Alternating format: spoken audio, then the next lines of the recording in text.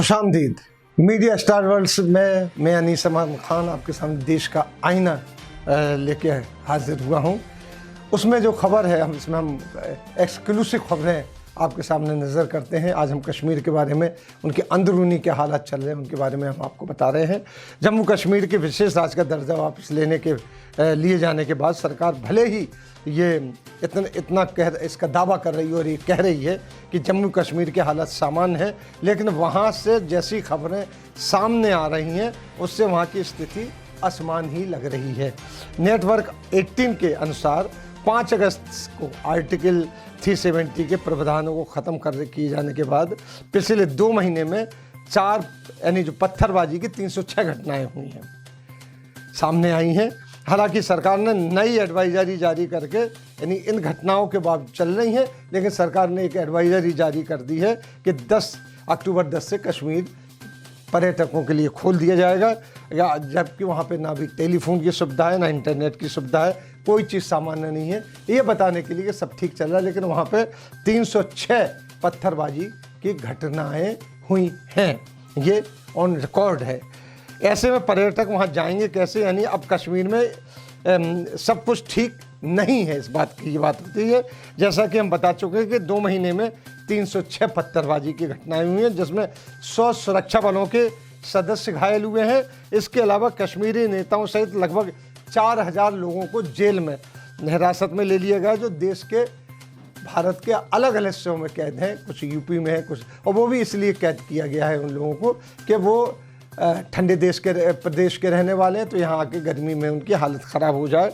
सरकारी आंकड़ों के मुताबिक जो है 2 महीने में 5 एनकाउंटर हुए हैं, 5, जिसमें 2 सुरक्षा बल शहीद हुए हैं और 9 घायल हुए हैं। एक विशेष पुलिस बल का अधिकारी भी, बिलाल अहमद जिसका नाम है, उसको बारामूला में 21 अगस्त को वो भी मौत हुई है, शहीद हुआ है वो भी।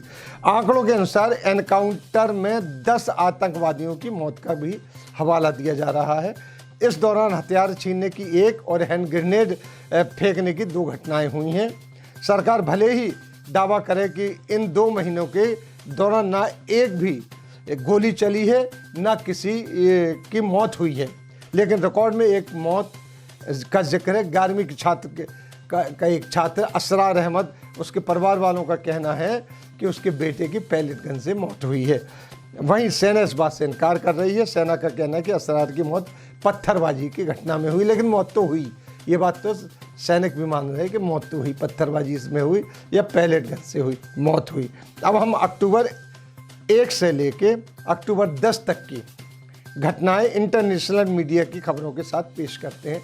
जो इंटरनेशनल मीडिया में खबरें आई हैं उनमें से चुन के 10 दिन की कुछ खबरें आपको पेश करते हैं, जिससे आपको अंदाज़ा हो जाए कि कश्मीर में के हालात किस तरीके के हैं।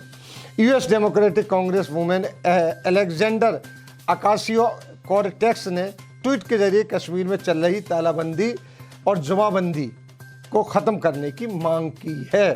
साथ ही उसने कश्मीर के समर्थन में हुए मार्च में हिस्सा लेते हुए अपना एक वीडियो भी पोस्ट किया है। कश्मीर के समर्थन में जो वहाँ पे मार्च हो रही थी उसमें उसने हिस्सा लिया था, उसका एक वीडियो भी उसने पोस्ट किया है। इसके माने जो अमेरिका के जो वो हैं सेनेटर हैं, और वो भी इस बात पे नज़र रखे हुए हैं कश्मीर की घटना पे। अक्टूबर 2 की खबर हेडलाइन है कि सुरक्षा बलों ने अबरार अहमद गनाई नाम के एक 16 साल के माइनर को 22 साल का बताकर गिरफ्तार कर लिया और उसे दूर यूपी के बरेली जेल में बंद कर दिया। जब उसके पेरेंट्स ने कोर्ट में उसके बर्थ सर्टिफिकेट को पेश किया तो उसका ऑर्डर, उस कोर्ट के ऑर्डर से उसको छोड़ा, यानी एक 22 साल के उसको बता के माइनर को जेल में बंद कर दिया, वो भी बरेली यूपी की जेल में। अक्टूबर 3 की घटना है जो मीडिया में आई है इंटरनेशनल। कश्मीर मीडिया पर्सनल ने जो मीडिया ब्लैकआउट चल रहा है उसके विरोध में धरना दिया। अक्टूबर 4 की घटना है जो खबर है। बुकर प्राइज प्राप्त जो लेखिका हैं अरुंधति राय ने दिखाई कि कश्मीर के हित में जो बोलता है उसे सलाखों के पीछे कर दिया जाता है। ये इंटरनेशनल मीडिया में हेडलाइन बना था। अक्टूबर 5 की खबर है इंटरनेशनल मीडिया से कि जम्मू कश्मीर लिबरेशन फ्रंट के सैकड़ों कार्यकर्ताओं ने पीओके की तरफ मार्च किया था, पर उन्हें बहुत पहले ही रोक दिया गया। 33 वर्षीय परवेज़ अहमद पाला जो कैंसर से पीड़ित थे, दूसरी खबर है उसी दिन की 5 अक्टूबर की, जो पाला साहब जो कैंसर से पीड़ित हैं, उनको 6 अगस्त से को गिरफ्तार किया गया था। उनके परिवार वाले को अपने पुत्र की कोई अता पता नहीं मिल रहा है। अनंतनाग यानी, और उन्होंने एक फ़ोटो छापी है इंटरनेशनल मीडिया में कि उनके बाप और भाई वो उनकी दवाएं रखे हुए जो कैंसर की थी, वो बैठे हुए हैं इंतज़ार में कि उनका भाई कहाँ है।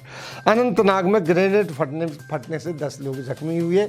ये वही दिन है कि जिस दिन पाकिस्तान के राष्ट्र प्रधानमंत्री इमरान खान ने UNGC में, यूनाइटेड नेशन जनरल असेंबली में भाषण दिया था। जो United Nations state senate committee के जो फॉरेन रिलेशन डिपार्टमेंट है, उसने कश्मीर के इन मानव संकट का जल्द समाधान की मांग की है।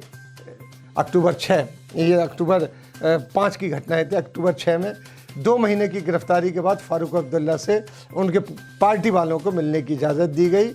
नागा लीडर, देखिए उसका असर कश्मीर प्रॉब्लम की, नागा लीडर थिंगलान मुआविया जो हैं ने कश्मीर के स्पेशल स्टेटस को ख़त्म करने की निंदा की है, क्योंकि वहाँ भी धारा 371A लगा हुआ है नागालैंड में। अक्टूबर 7, house of foreign affairs committee of United states ने कश्मीर में लगी पाबंदी हटाने की मांग की और वहाँ के कहा कि इसमें वहाँ के लोगों की ज़िंदगी दूभर कर दी गई है। ये house of foreign affairs committee United state की बात है। अक्टूबर 8 में आते हैं।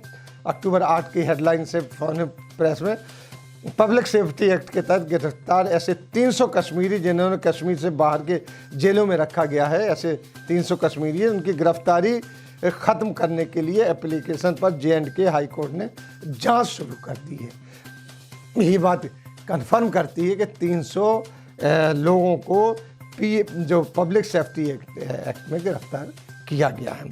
कांग्रेस, NC और PDP ने ब्लॉक डेवलपमेंट जो कमेटी के इलेक्शन होने वाले हैं, जिनका भी चुनाव है, उसका बाइकआउट की घोषणा कर दी है। सिर्फ भाजपा वहाँ पे चुनाव लड़ रहा है या निर्दलीय चुनाव लड़ रहे हैं।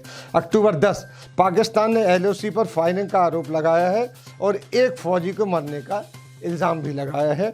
गवर्नर ने टूरिज्म बैन की एडवाइजरी हटाकर कश्मीर को पर्यटकों के लिए खोल दिया गया है। ये 10 दिन की खबरें हैं, तारीख 10 तक की खबरें हैं।